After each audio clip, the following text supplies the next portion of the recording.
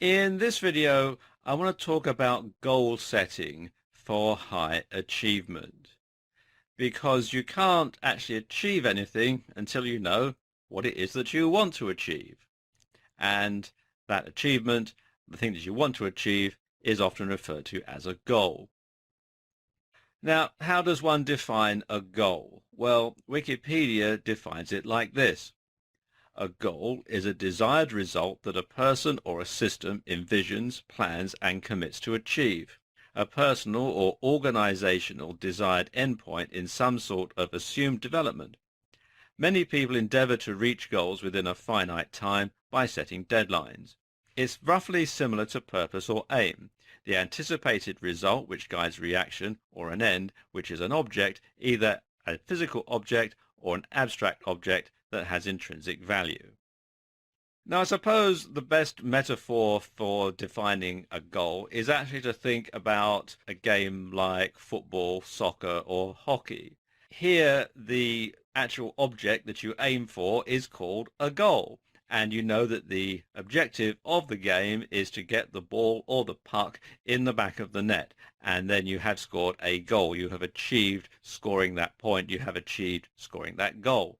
And the way that these things are organized, the way that you have to work towards that goal, towards scoring that goal, towards getting yourself or a teammate in a position to score that goal, is a really useful metaphor for the way that you can set goals in life and in your business. Now, there are two different types of goals. There can be short-term goals and long-term goals. Now, short-term goals expect accomplishment in a short period of time, and this can be something like trying to get a bill paid in the next few days.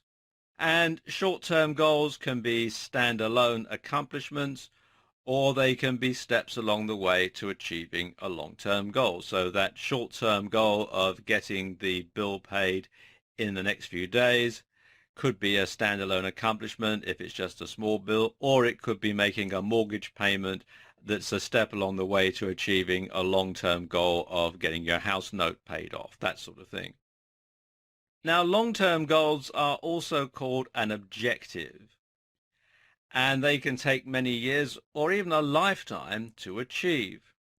So, for example, long-term goals may include things like gaining a professional qualification or purchasing a home outright. These are things that take a long time to do. And when it comes to setting goals, you want to stick to what's known as the SMART system. Now, what do I mean by SMART? It means that your goals must be specific. You must have a specific aim in mind when you're setting that goal. It must be measurable. You must be able to see whether your goal has been achieved or how close you are to achieving it. And it must be achievable. You must be able to do it yourself or be able to have the wherewithal to achieve this goal. The goal must be realistic. It's not some sort of pie-in-the-sky pipe dream. It's something that you stand a realistic prospect of actually being able to achieve. And it must be timely. There must be a time frame that you have in mind for when you want this goal to be accomplished.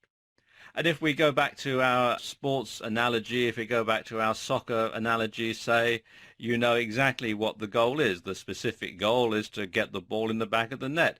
It's measurable because you can look at the scoreboard and see how many goals you've scored. You can see how far the player is down the field, that sort of thing. It's certainly achievable because that's the whole object of the game. It's realistic, especially if the two teams are evenly ranked.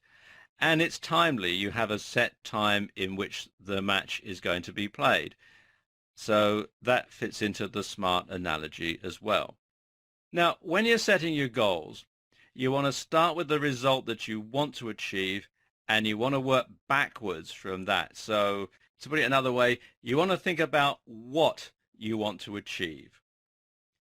The how you're going to achieve it is going to come later, because once you've decided what it is you want, you can then work backwards and think, well, if I need to do this, then before that I need to do that. In order to accomplish that, I need to do something else beforehand. And then you can work backwards to where you are now. And then you have a clear roadmap towards achieving your goals.